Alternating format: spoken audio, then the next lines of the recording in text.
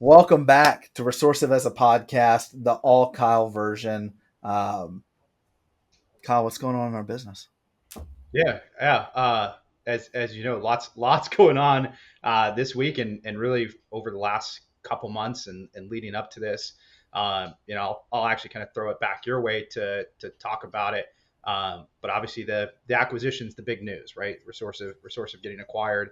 Um, and all the things that entailed leading up to the acquisition, and all the things that we've been working on in the 100-day plan, and kind of, okay, what's next, and how do we hit the ground running. Yeah, that's right. We were acquired. Um, yeah, and very excited about it. Ultimately, I think the things I'm excited about, and I think we'll probably loop back around to some of your comments around like the 100-day plan integration, that sort of stuff. I mean, the things that I'm excited about is how they have validated the business model and what we've been seeking to do and the way that we've been interacting with our clients. I spent a lot of time with them, going through that, and helping them understand why clients partner with us, why they trust us the way they do, and what the future, in my opinion, of our little corner of the industry looks like. And so it's a big validation. I think it's a, you know, I don't think I've been quiet about being excited. I'm very excited about it. And mostly I'm excited about it because they're going to let us, keep doing what we do. Right. And this is what, the way we've hired our team, the way we've grown, the way we've trained internally, like these are the things that we're passionate about, right? Fundamentally, we are passionate about being a values led organization that partners deeply with the clients that we serve, that really works to understand, their problem statements and work with them to bring solutions forward and help them source and implement technology. And the exciting part is we're not changing any of that, right? If anything, we're figuring out how do we do more of it, in those places where we need to do it better. How do we do it better? And I think it positions us really well. On this specific podcast, we've ended up talking about AI a lot, right?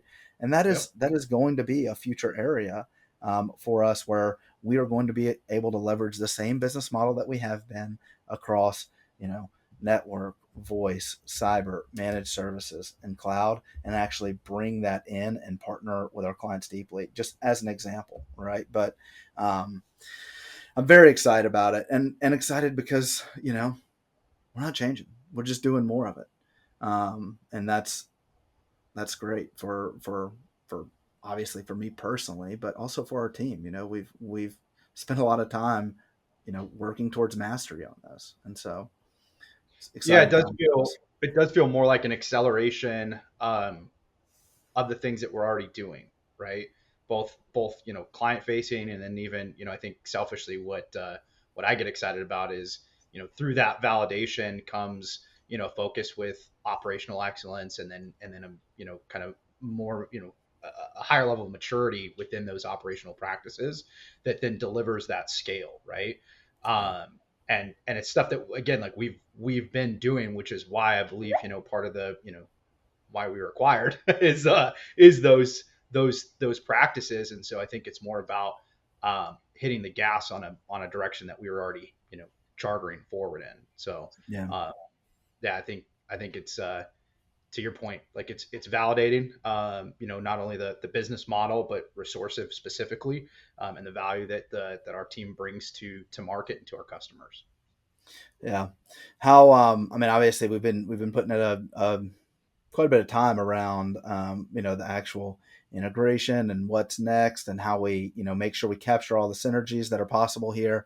It's interesting though to be on the other side of it. We've been working with clients on M&A for years, 5, 6, 7 years, right? Coming in and doing everything from helping them, optimize the technology stack now that they're two companies, or sometimes migrating Microsoft tenants, or like just all of the various work that have to accomplish post acquisition. And now we are ourselves, going through that. You've been doing a great job. Any kind of insights or lessons learned, or something now being on like the not the chair, you're sitting in the other chair?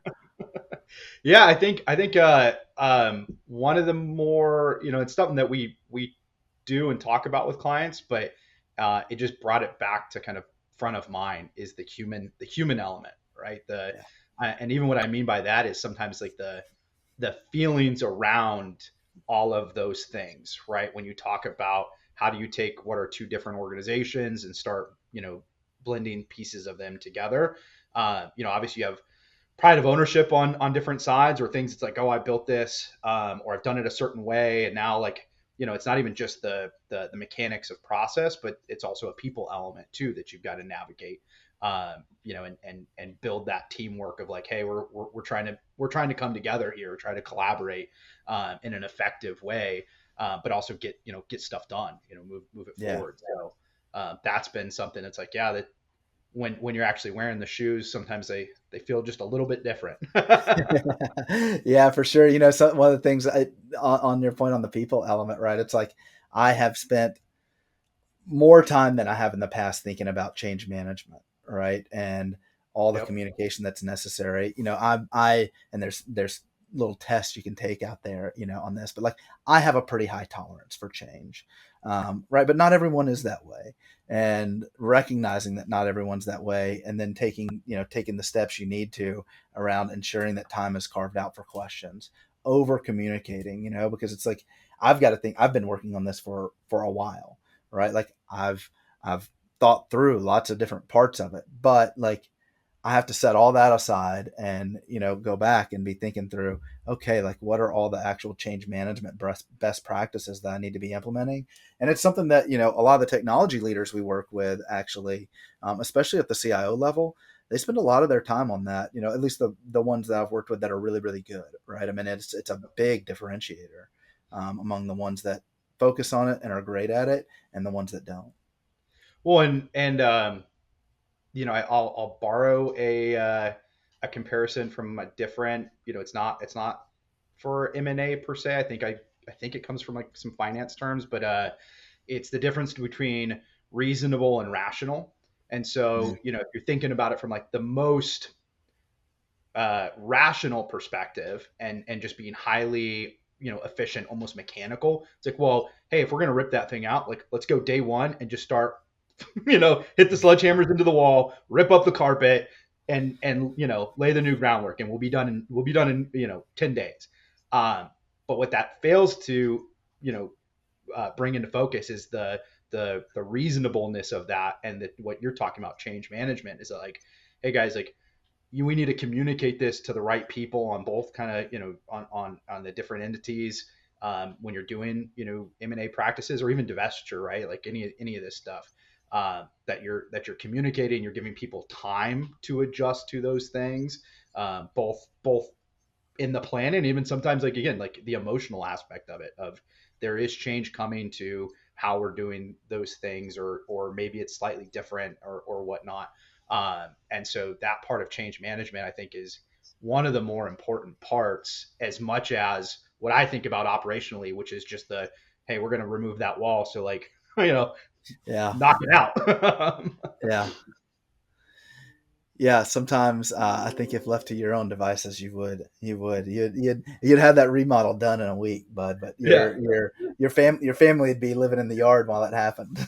yeah, yeah, and there'd be some very unhappy people. Even if the afterwards the remodel looks great, part of it is the experience of that remodel that matters too, right? 100%. Yeah, And I do think that is something that, um, again, I think where I've seen people that have done it best have a mind, have that in their mind of like, okay, how do yeah, we create an experience, and to bring that home, that has been great during this acquisition, right? I think yeah, from both our perspective and their perspective, in how that has been presented, has been as much about making sure that there's a comfort level, as well as like the actual process and operation stuff. yeah. Yeah, agreed. I mean, look, I think we've got a lot of work ahead of us. The exciting part is it's the same work we've been doing, which is really great. Um, and we're really excited about it. Here in the coming weeks, we'll probably get back to a little bit more of our standard fair for this podcast. But thought it was important to grab some time with you and just share with people what it is that we're working on. So obviously a lot more to come. We're fielding a lot of questions right now about hey, what are all these new ways? What are all these new ways you're going to be able to serve me as a technology executive? Those are great. Love those conversations. But yeah, we'll keep everyone posted, and we're very excited about it. Yep, absolutely.